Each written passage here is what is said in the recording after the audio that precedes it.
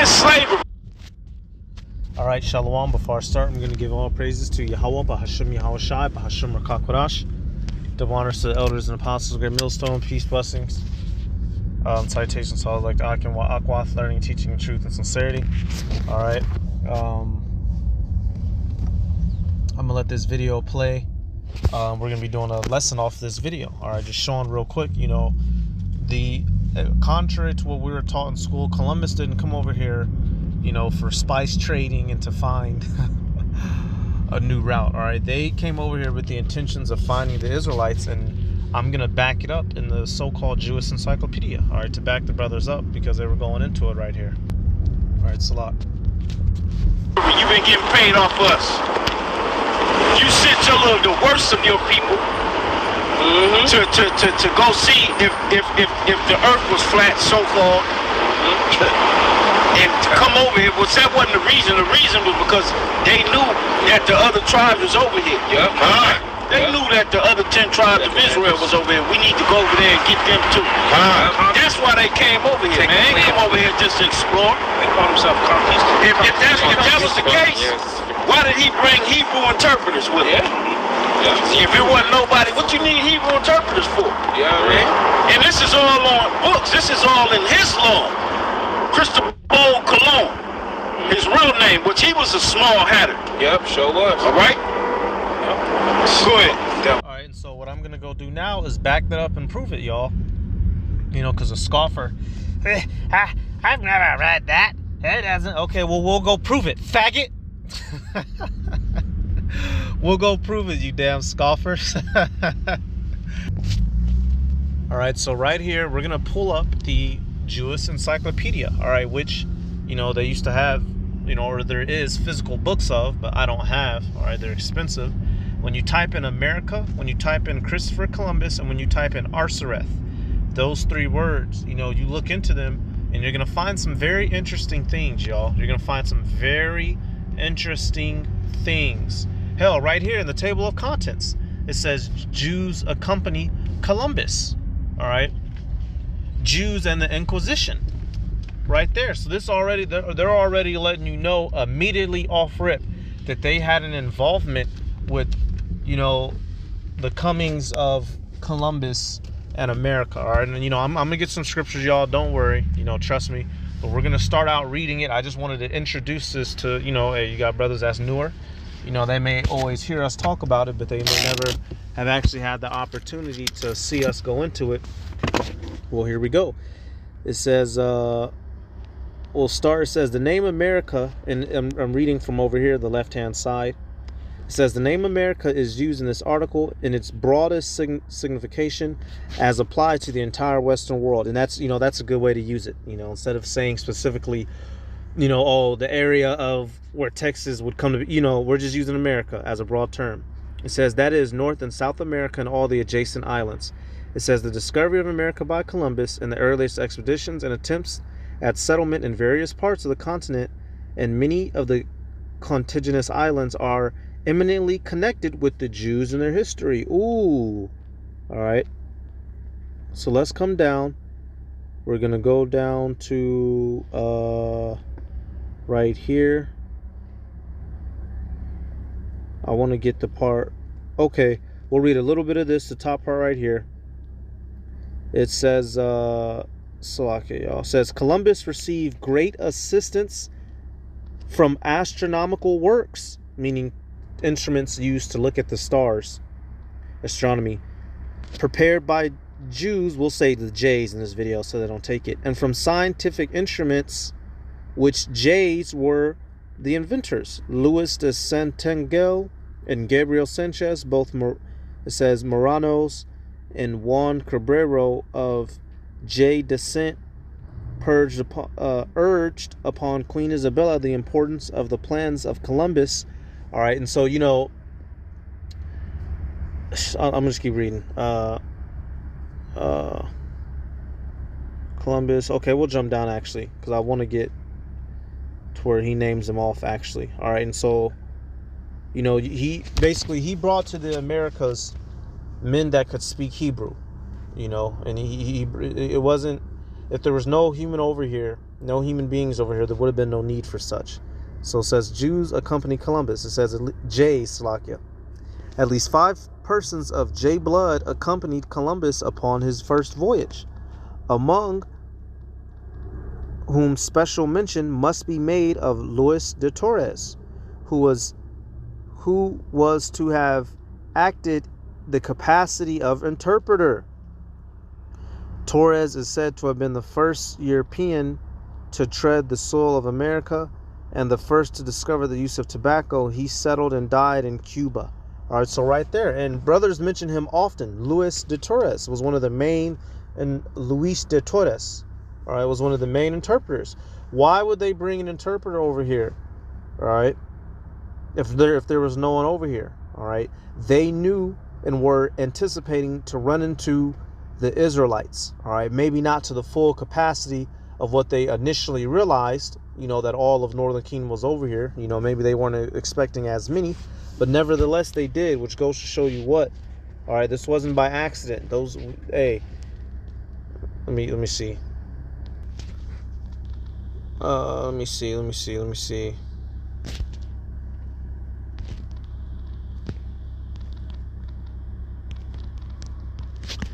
E came over here. Yep.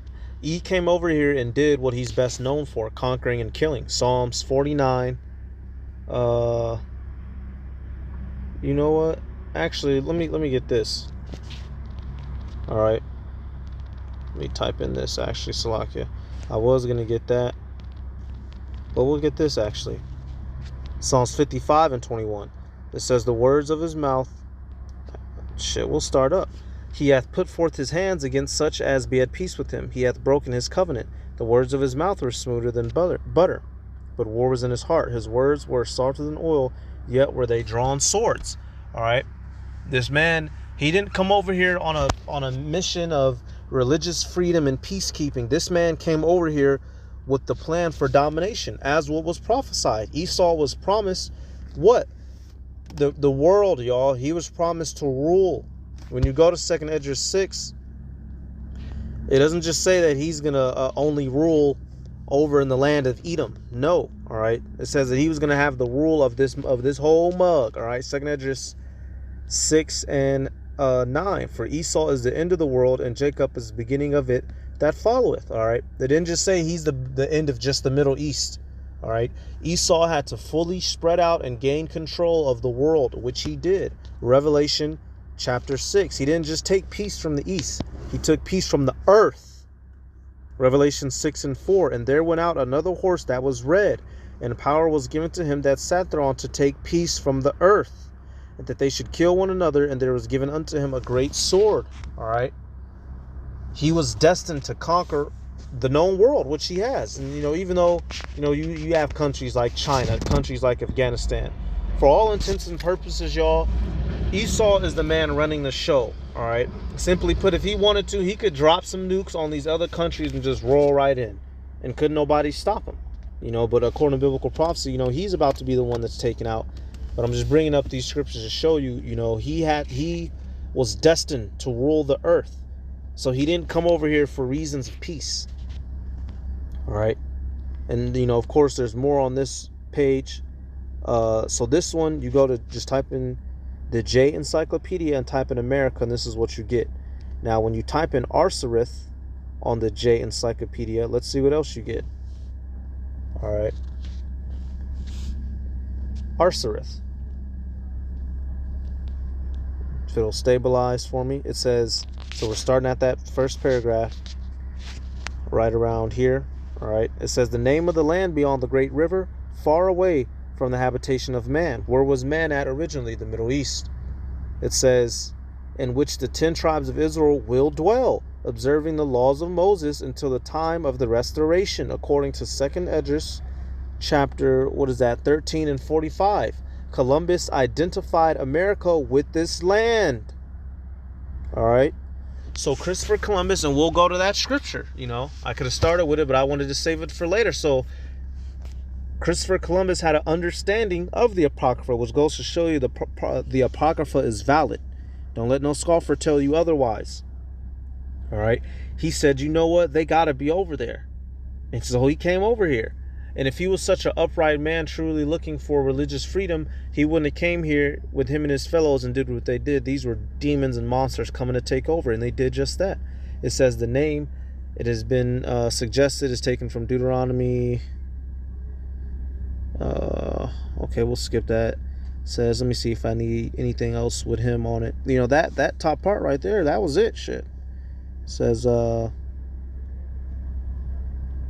this is actually really short, Arsareth. But it mentions it right there. The fourth book of Esdras took the latter view, which was adopted also by somebody. Okay, Shell, you know, that tar part right there, that's all we really needed. We'll pull up now Christopher's name. You type in the discovery of America, or you type in Mr. Columbus, dealing with the J Encyclopedia, right? You click on it. All right, it says that they were, you know, he had dealings. It's called some of the Marranos. You know, it said he had dealings with, it said Jews and Marranos, and Moors. You know, so I'll say this, you know, he would have had some of those motherfuckers he was dealing with. Me, off the top of my head, I don't remember if Luis de Torres was an actual Israelite. All right, I can't remember if he was an Israelite or if he's one of these Amalekite converts. Any one of you brothers, if you remember correctly, you can correct me on the comment board. But some of those Hebrew speakers that he brought over to the Americas, you know, some would have been Jake and some would have been convert Amalekites, if you will. All right, because keep in mind, y'all, you still had Israelites, so-called black men in Europe at this time as well. All right, calling themselves Moors and by other names that we now associate as with Europeans. All right, so Christopher Columbus and the Jays says, according to his statement, Columbus had constant intercourse with the Jays and Moors, with priests and laymen. He had personal relations with mathematician Joseph Vicino, blah, blah, blah, says, and with other learned Jays of Lisbon. All right, so he was so just establishing the fact this connection exists. When the apostles are making this statement, y'all, they're not just making it up and speaking out of air. This is real deal. Holyfield, okay? This guy came over here because he was instructed that, you know, the 10 tribes would be over here, according to that second Esdras. All right. Matter of fact, I think we're good out of that one. This one. That was America, the discovery. Let me see, Slacky. I'm just looking over. Okay, yep, the discovery. Okay. And then we'll get some scriptures. This is real. This isn't going to be long. I just wanted to establish this point. You know, if you type in J Encyclopedia, type in these phrases, Christopher Columbus, America, Arsareth, these things will come up.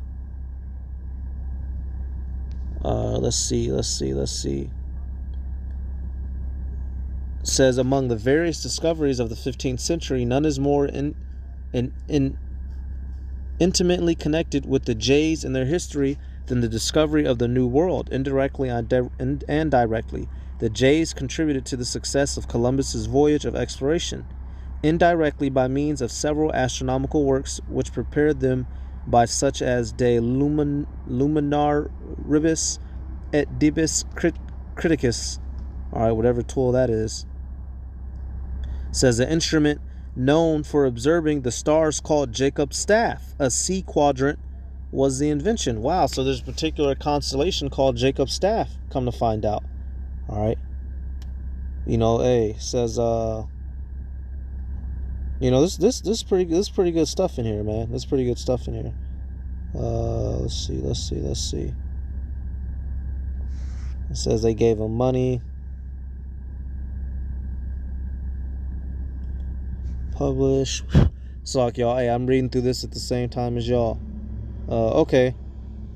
It says he left the country on the next day, Friday, August the 3rd. Columbus sailed with his 3 ships in quest of the unknown. Among the members of the expedition, several were of Hebrew blood. Of these, there may be mentioned Luis de Torres, who understood Hebrew, Chaldaic, and some Arabic, and who was to serve the admiral as interpreter. Alonso de la Calle, so we're right around here, down here, who took his name from the J quarter, Cali, and died in Spain in 1503. Rodrigo Sanchez of Segovia, who was relative of the chancellor of the Exchequer, Gabriel Sanchez and joined the expedition in compliance with several requests of the queen. So right there, y'all, you know, this ain't myth. This is very real. All right.